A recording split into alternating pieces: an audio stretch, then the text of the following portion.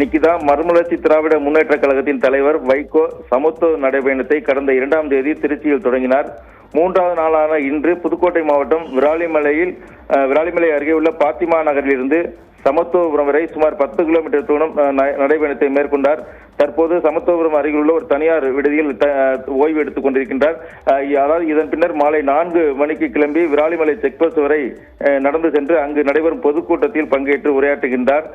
இந்த நடைபயணம் அதாவது போதையில்லா தமிழகம், மத நல்லிணக்கம், இயற்கை வளங்களை பாதுகாப்பு என்ற அடிப்படையில் இந்த பயணத்தை மேற்கொண்டு வருகின்றார்.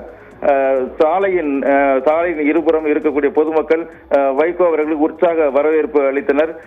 அதாவது சமத்துவபுரத்தில் சிலம்பம் சுத்தியும் இது தொடர்பான விழிப்புணர்வுகளை ஏற்படுத்தினார்.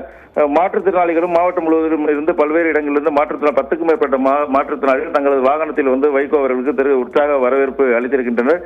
கிட்டத்தட்ட ஒரு 500க்கும் மேற்பட்டோர் இந்த நடைபயணத்தில் பங்கேற்றிருக்காங்க. இன்று மாலை 5 மணி அளவில் நடைபெறும் பொதுக்கூட்டத்தில் பங்கேற்க உள்ளார் நிக்கிதா.